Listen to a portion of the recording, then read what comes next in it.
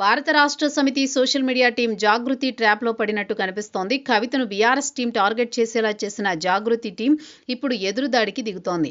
ఇప్పుడు BRS team స్పందించక తప్పని పరిస్థితి. సోషల్ మీడియా వేదికగా సాగుతున్న ఈ యుద్ధం ఇప్పుడు పరాకాష్ఠకు చేరింది. బీఆర్ఎస్ సోషల్ మీడియా విభాగాలు కవితను లక్ష్యం చేసుకుని ఏకంగా దాడులు చేస్తుంటే ప్రతిస్పందనగా తెలంగాణ జాగృతి సోషల్ మీడియా బృందాలు కూడా బీఆర్ఎస్ వైఫల్యాలను ప్రచారం చేస్తున్నాయి. బీఆర్ఎస్ సోషల్ మీడియా విభాగం చేస్తున్న అతి కవితకు రాజకీయంగా మేలు చేసేలా కనిపిస్తోంది. కవితను వ్యక్తిగతంగా దూషించడం, ఆమె కుటుంబంపై అనుచిత వ్యాఖ్యలు చేయడం వంటివి సామాన్య ప్రజల్లో ఆమె పట్ల సానుభూతిని పెంచుతున్నాయి. ఒక ఆడబిడ్డపై ఇంతలా దాడి చేయాలా అన్న భావన తెలంగాణ సమాజంలో మొదలైంది. ఫలితంగా బీఆర్ఎస్ చేస్తున్న విమర్శలు పార్టీకి క్షేత్రస్థాయిలో మేలు చేయడం కంటే నష్టమే ఎక్కువ చేకూరుస్తున్నాయి. మరోవైపు కవిత నేతృత్వంలోని జాగృతి సోషల్ మీడియా టీం ఇప్పుడు వెనక్కి తగ్గడం లేదు.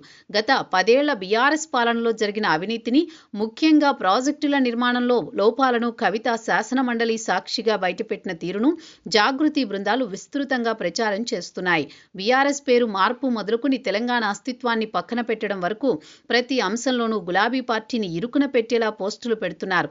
ఇది క్యాడర్లో తీవ్ర గందరగోళానికి దారితీస్తోంది.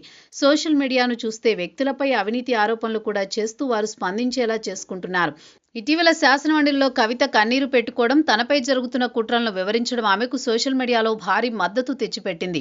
ఇప్పుడు కన్న తండ్రి పార్టీ కూడా తనను వేధిస్తోందనే విక్టిమ్ కార్డు ఆమెకు బాగా పనిచేస్తోంది. సోషల్ మీడియాలో జరుగుతున్న ఈ ఏకపక్ష దాడులు ఆమెను రాజకీయంగా దెబ్బతీయడం కంటే ఓ పోరాట యోధురాలిగా ప్రజల ముందు నిలబెడుతున్నాయి. ఇదే ధోరణి కొనసాగితే రాబోయే రోజుల్లో కవిత స్థాపించబోయే కొత్త రాజకీయ పక్షానికి ఈ సానుభూతి బీఆర్ఎస్కు సమస్యగా మారడం ఖాయమని అనుకోవచ్చు.